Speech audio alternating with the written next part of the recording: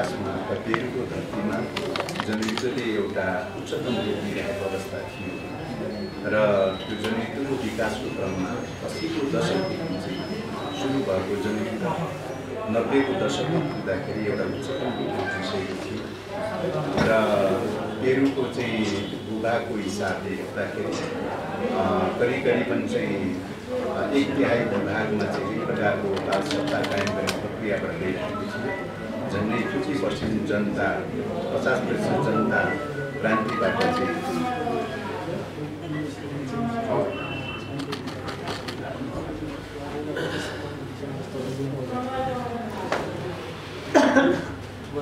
करिबन 50% जनता क्रान्तिबाट चाहिँ प्रभावित भएर चाहिँ व्यापक जनताको समर्थन बढ्दै गएको अवस्था थियो र दीर्घकालीन जनयुद्धको वेबबाट गाउँबाट सहर हेर्नुपर्छ भन्ने मान्यताको आधारमा अगाडि बढ्ने क्रममा लिमा सहरमा राजधानी लिमा सहरमा समेत पनि चाहिँ विभिन्न प्रकारका काम कारबाहीहरू फौजी कारबाहीहरू अगाडि बढिरहेको थियो। त्यही क्रममा 1992मा सेप्टेम्बर 12 गतिमा अप्रत्याशित रूपमा कमरेड गोन्जालोको त्यहाँको प्रतिक्रियावादी सरकारले गिरफ्तार गर्यो।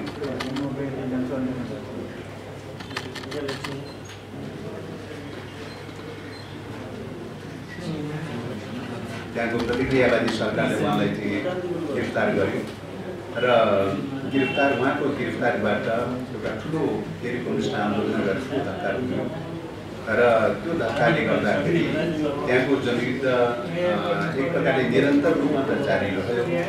1992 पश्चात पनि करिब 1999 सम्म चाहिँ निरन्तर रूपमा जारी रहेको छ र त्यहाँको क्रान्ति अझै पनि समाप्त भएको छैन र त्यहाँको क्रान्ति फेरि पनि कुनै न कुनै रूपमा जारी छ। यद्यपि त्यो बेलाको सन्दर्भ जस्तो एउटा रणनीतिक सन्तुलनको अवस्थामा पुगिसकेको थिएन अथवा रणनीतिक सन्तुलनको अवस्था 90को दशकको अन्तसम्म आइपुग्दाखेरि चाहिँ रणनीतिक सन्तुलनको चरणमा पुगिसकेको अवस्था थियो र एउटा रणनीतिक प्रत्याक्रमणको चरणमा अगाडि बढ्नुपर्छ भन्ने क्रममा चाहिँ पेरुको कम्युनिस्ट पार्टी साइनिङ पक्यो रूपले लागेको अवस्था थियो र त्यही बिन्दुमा पुगेर चाहिँ गोन्जालोको गिरफ्तारी गर्दाखेरि पेरु कम्युनिस्ट आन्दोलनमा नै नेतृत्वको एउटा सङ्कट पैदा भयो। सायद नेतृत्वको सङ्कट पैदा हुँदा वैचारिक सङ्कट पनि पैदा भयो। त्यसपछि पेरु कम्युनिस्ट पार्टीभित्र सैनिक पथभित्र सायद विभिन्न विचारका सङ्घर्षहरू पनि चले, वैधानिक सङ्घर्षहरू पनि चले र त्यो सङ्घर्षको प्रक्रियाको क्रममा त्यो आन्दोलनले त्यहाँको आन्दोलनले जुन गति दिनुपर्ने हो सायद त्यस पश्चात त्यो गति दिन सकेन।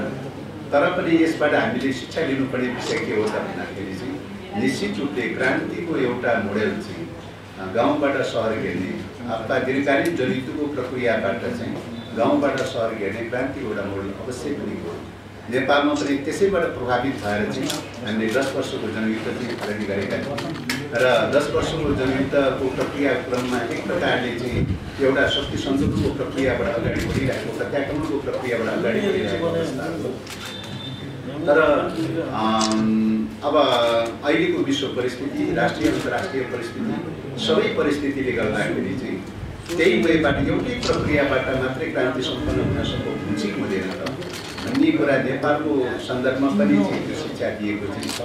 पेरुको सन्दर्भमा पनि त्यो शिक्षा दिएको छ कि क्रान्ति भनेको टोटल वार अथवा समग्रता सबै प्रकारका सङ्घर्षहरू ओपन गरेर जानुपर्ने आवश्यकता पनि देखिन्छ र सबै प्रकारका सङ्घर्षहरू ओपन गरेर जाने सवालमा थियो। सहरीय विद्रोहको प्रक्रिया भनौँ या चाहिँ शान्तिपूर्ण जनसङ्घर्षको प्रक्रिया भनौँ या शान्तिपूर्ण जनसङ्घर्षका विभिन्न रूपहरूलाई अवलम्बन गर्ने अंगीकार गर्दै लैजाने प्रक्रियामा सायद चाहिँ त्यो रूपले चाहिँ सायद पेरुमा अगाडि बढ्न सकेन। त्यसले गर्दाखेरि पनि सायद त्यहाँको आन्दोलन त्यहाँको क्रान्तिले जुन गति दिनुपर्ने थियो त्यो रूपले गति दिन सकेन। तर पनि यसबाट शिक्षा लिँदै विश्वका क्रान्तिकारीहरूले विश्वका कम्युनिस्टहरूले यसबाट शिक्षा लिँदै अगाडि बढ्नु चाहिँ र त्यो रूपले चाहिँ शिक्षा लिँदै अन्तर्राष्ट्रिय सम्बन्ध कायम राख्नुपर्छ भनेर चाहिँ सायद मलाई लाग्छ 1984मा चाहिँ अन्तर्राष्ट्रिय रिङ कमिटी पनि अन्तर्राष्ट्रिय मुभमेन्टको नामबाट चाहिँ एउटा 14वटा बिचमा त्यहाँका कम्युनिस्ट पार्टीको बिचमा फोरम पनि एउटा सुरु भएको चाहिँ र पछिल्लो समयमा त्यसलाई पनि निरन्तरता कायम गर्न सकेन। तर पनि अबको समयमा अन्तर्राष्ट्रिय सम्बन्धको अत्यन्तै महत्त्व छ। कुनै पनि मुलुकमा चल्ने क्रान्ति भनेको विश्वको एउटा मुलुकमा भागमा चल्ने क्रान्ति भनेको विश्वको एउटा खण्डमा चल्ने क्रान्ति भनेको कम्युनिस्ट आन्दोलन एउटा अभिन्न हो। कम्युनिस्ट आन्दोलन कम्युनिस्टहरू विश्व सर्वहारा आन्दोलनका पक्षपाती हुन्, सर्वहारा अन्तर्राष्ट्रवादका पक्षपाती हुन्। त्यसैले कुनै पनि मुलुकमा चल्ने क्रान्ति र आन्दोलनका घटना परिघटनाहरू भनेको विश्व कम्युनिस्ट आन्दोलनले अभिन्न अङ्ग हो। पेरुमा चलेको आन्दोलन पनि विश्व कम्युनिस्ट आन्दोलनले अभिन्न अङ्ग हो। त्यसकारणले पेरुमा चलेको कम्युनिस्ट आन्दोलनप्रति हामी एकबद्धता जाहेर गर्नुपर्छ। साथै पेरुमा 29 वर्ष पूर्वदेखि कमरेड गोन्जालोलाई जसले अन्यायपूर्ण ढङ्गले चुनावमा बन्दी बनाएर राखेको छ, लिमाको चाहिँ सैनिक अदालतमा चाहिँ एक प्रकारले त्यहाँको गोल घरभित्र सेलमा चाहिँ पिजडाभित्र चाहिँ एक प्रकारले अमानवीय ढङ्गले गिरफ्तार गरेर चुनावमा राखिरहेको चाहिँ छ। अहिलेको युगमा त्यहाँको साम्राज्यवाद परस्त खालको अमेरिकी साम्राज्यवाद परस्त खालको प्रतिक्रियावादी सरकारले अन्यायपूर्ण ढङ्गले चुनावमा राखिरहेको चाहिँ छ। त्यस कारणले गर्दाखेरि उहाँको अविलम्ब रिहा गर्नुपर्छ, अविलम्ब रिहा गर्नुपर्छ र चाहिँ त्यस प्रकारका कुनै पनि प्रकारका चाहिँ तपाईँको उहाँमाथि लगाइएका मुद्दाहरू खारिज गरेर चाहिँ अन्यायपूर्ण ढङ्गले लगाइएका मुद्दाहरू खारिज गरेर उहाँलाई बिना शर्त चाहिँ रिहा गर्नुपर्दछ। यो रिहा अभियानमा चाहिँ यो गोन्जालोलाई मुक्त गराउनुपर्छ, रिहा गराउनुपर्छ भन्ने अभियान सम्पूर्ण विश्वका कम्युनिस्टहरू एकताबद्ध भएर लाग्नुको विकल्प छैन, त्यही रूपले अगाडि बढ्नुको विकल्प छैन। त्यस कारणले यो रूपले अगाडि बढ्नका लागि नेकपा माओवादी केन्द्र पनि त्यो दिशामा, त्यो अभियानको दिशामा एकताबद्ध भएर अगाडि बढ्न तत्पर छ। हाम्रो आवाज छ, हाम्रो बुलन्द चाहिँ भनाइ रहँदै आइरहेको छ। विश्वका कुनै पनि कम्युनिस्टहरूमाथि, कुनै पनि क्रान्तिकारीहरूमाथि गरिने खालका दमन दर्पण हत्या हिंसाको विरोध गर्नुपर्दछ। प्रतिक्रियावादी शक्तिले त्यस प्रकारको हत्या हिंसा र आत्महत्या जो मचाइरहेको छ त्यसको विरोध गर्नुपर्छ, त्यसको विकल्प छैन। अहिले अमेरिकी साम्राज्यवादको पपेटको रूपमा रहेको पेरु सरकार अब क्रमशः चाहिँ स्वयं अमेरिकी साम्राज्यवाद नै कमजोर बन्दै गइरहेको छ। विश्वको शक्ति सन्तुलनको अवस्थाको कोणबाट हेर्ने हो भने 1990 को दशकदेखि चाहिँ अमेरिका एक प्रकारले सुपर पावरको रूपमा रहेको थियो, विश्वव्यापी रूपमा एउटा दादागिरीको रूपमा रहँदै आइरहेको अवस्था थियो र 2000 को पहिलो दशक अथवा 2008देखि यता आइपुग्दाखेरि चाहिँ उसको आफ्नै आन्तरिक कारणले गर्दाखेरि ऊ सङ्कटमा पर्दै गइरहेको छ, गम्भीर रूपले आर्थिक सङ्कटमा पर्दै गइरहेको छ। त्यसको विरुद्धमा चाहिँ अमेरिकी साम्राज्यवादको प्रभुत्वको विरुद्धमा विभिन्न राष्ट्रिय मुक्ति आन्दोलनहरू, स्वाधीनताका आन्दोलनहरू, विभिन्न समाजवादका निर्माणका विभिन्न मोडेलहरू, विभिन्न प्रक्रियाहरू त्यो रूपले अगाडि बढिरहेका छन्। यो क्रममा चीनले एउटा प्रकारको अभ्यास गरिरहेको छ। यद्यपि त्यो बहसको विषय बन्न सक्ला, त्यो कति सबै मुलुकहरूको सन्दर्भमा त्यो कति कामयाबी होला नहोला त्यो एउटा बहसको विषय बन्न सक्ला, तर पनि विश्व साम्राज्यवादको विरुद्धमा चीनको चाहिँ अगुवाईमा चाहिँ जसरी चाहिँ चिना कम्युनिस्ट पार्टीको अगुवाईमा जसरी अगाडि बढिरहेको छ, त्यहाँको आर्थिक विकास, त्यहाँको विज्ञान प्रविधिको विकास, त्यहाँको शिक्षाको विकास, त्यहाँको सभ्यताको विकास, त्यहाँको मानव जीवनको विकास, सबै प्रकारको चाहिँ सभ्यताको केन्द्र चाहिँ एसिया बन्ने, चीन बन्ने प्रक्रियाबाट जो गइरहेको छ, त्यसले गर्दाखेरि विश्वको चाहिँ दादागिरीको रूपमा रहेको अमेरिकी साम्राज्यवादको चाहिँ एक ध्रुवीय विश्व तोडिँदै गइरहेको चाहिँ छ। एक ध्रुवीय विश्व बताबुन हुँदै गइरहेको छ, कमजोर बन्दै गइरहेको छ, विस्थापित हुँदै गइरहेको छ र यही क्रममा विश्वका विभिन्न मुलुकहरूमा विभिन्न प्रकारका घटनाहरू घटे।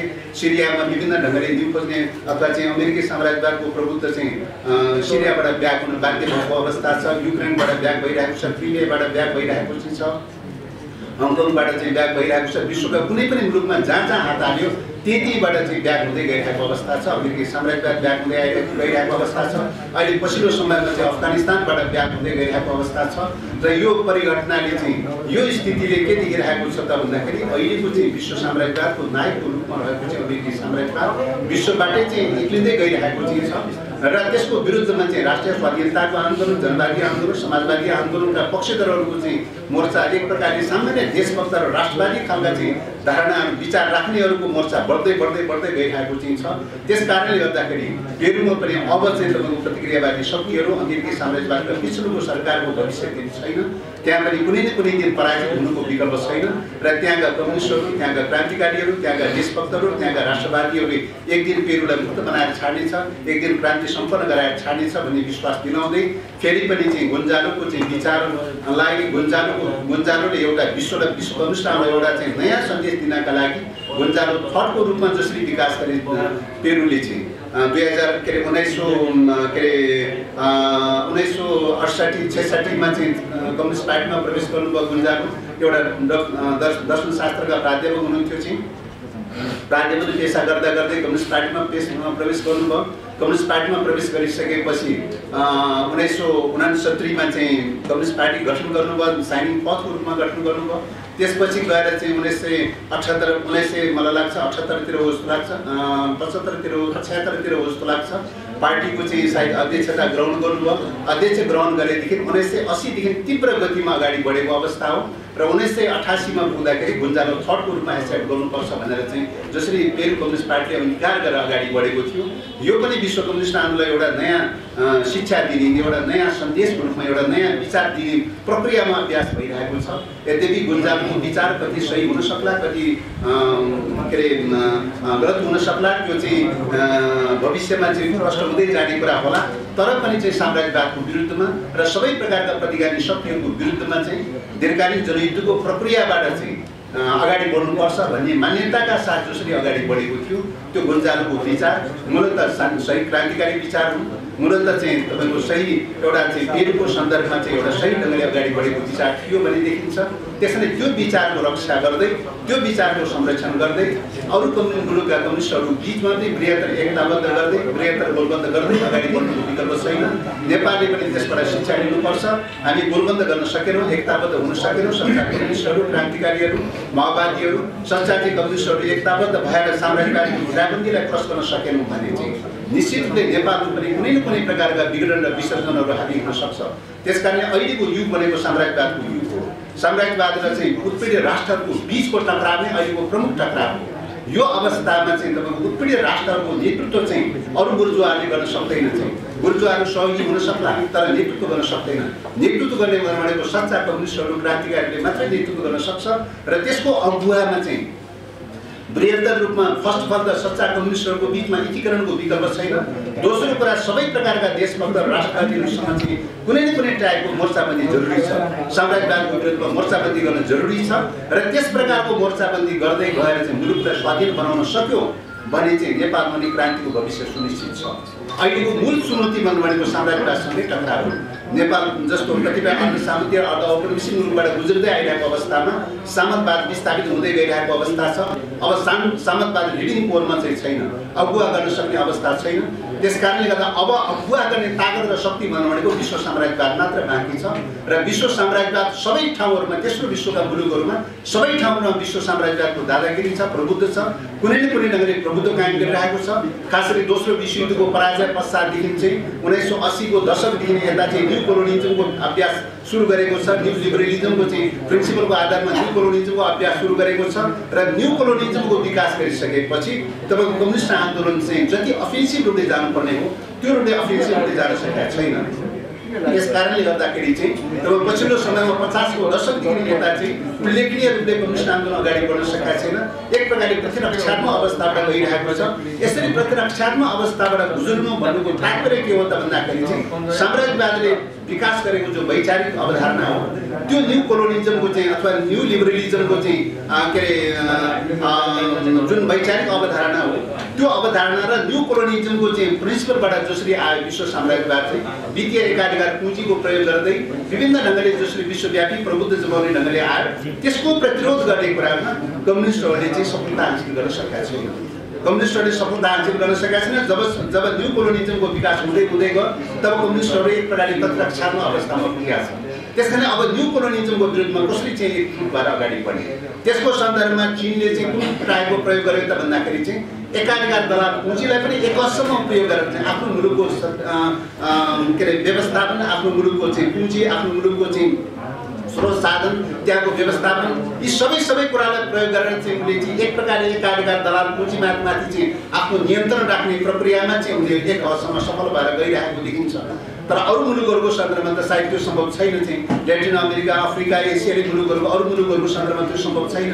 त्यस कारणले गर्दाखेरि अरू मुलुकहरूको सन्दर्भमा कसरी क्रान्ति सम्पन्न गर्न सकिन्छ, साम्राज्यवादको प्रभुत्वबाट कसरी मुक्त गराउन सकिन्छ, साम्राज्यवादको प्रभावबाट चाहिँ मुक्त गराउन सक्ने बित्तिकै चाहिँ तपाईँको एक प्रकारको चाहिँ पुँजीवादी क्रान्ति राष्ट्रिय स्वाधीनताको चाहिँ चरण कम्प्लिट हुन्छ। राष्ट्रिय स्वाधीनताको चरण कम्प्लिट हुने बित्तिकै चाहिँ कम्युनिस्टहरूको नेतृत्व प्रक्रिया अगाडि बढ्ने बित्तिकै समाजवादी क्रान्तिको बाटो खुल्छ। समाजवादी क्रान्तिको बाटोको मूल तगारोको रूपमा रहेको मूल गेटको रूपमा रहेको चाहिँ अवरोधको रूपमा रहेको शक्ति भनेको विश्व साम्राज्यवाद हो। उसको एकाधिकार दलाल पुँजीवाद हो।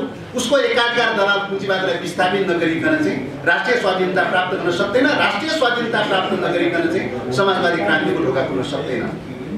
त्यसकारणले अहिलेको स्थितिमा चाहिँ साम्राज्यवादको विरुद्धमा एकाधिकार दलाल पुँजीवादको विरुद्धमा जान तयारी हुने सबै प्रकारका शक्तिहरूसँग मोर्चाबन्दी गर्नुको विकल्प छैन र त्यसमा पनि चाहिँ सच्चा कम्युनिस्टहरू क्रान्तिकारीहरूको बिचमा बृहत्तर रूपमा एकताबद्ध गरेर जानुको विकल्प छैन र त्यसरी जान सक्यौँ भने चाहिँ हामीले नेपालमा पनि क्रान्ति सम्पन्न गर्न सक्नेछौँ, समाजवादी क्रान्तिलाई अगाडि बढाउन सक्नेछौँ।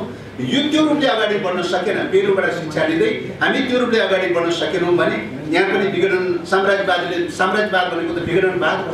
हरेक मुलुकको राष्ट्रिय अस्मितालाई विघटन गरिदिने, वर्गलाई विघटन गरिदिने, विभिन्न ढङ्गले चाहिँ विघटन गर्दै गर्दै लगेर चाहिँ कम्युनिस्ट आन्दोलनलाई समाप्त गरिदिने, विघटन गरिदिने, विसर्जन गरिदिने यो दिशातर्फ लगिरहेको छ। त्यस कारणले गर्दाखेरि चाहिँ यो चाहिँ न्यू लिबरलिजमको चाहिँ प्रिन्सिपलको आधारमा न्यू कोलोनिजमको चाहिँ सिस्टम चाहिँ थुपारिरहेको छ, त्यसको विरुद्धमा जुझ्नुको विकल्प छैन, त्यो ढङ्गले एकताबद्ध हुनुको विकल्प छैन भन्ने देखिन्छ। र पेरुको अनुभवबाट यही शिक्षा लिँदै अन्तमा फेरि पनि चाहिँ पेरुमा गोन्जालोमाथि जुन अन्यायपूर्ण ढङ्गले चाहिँ अमानवीय ढङ्गले गिरफ्तार गरेर थुनामा राखेको छ, उहाँको अविलम्ब रिहा गरिनुपर्छ। रिहाको लागि एउटा बृहत रूपमा एकताबद्ध हुँदै एउटा अभियान सञ्चालन गरिनुपर्छ र यो सञ्चालन गर्ने भनेर नेकपाले अन्तर्राष्ट्रिय विभागले एउटा चाहिँ अभियानको रूपमा लानुपर्छ भनेर जो सोच राखेको छ, यो अभियानको सफलताको शुभकामना पनि व्यक्त गर्न चाहन्छु भन्दै आफ्ना शुभकामनाका शब्दहरू यिनी ढुङ्गाउन चाहन्छु। धन्यवाद।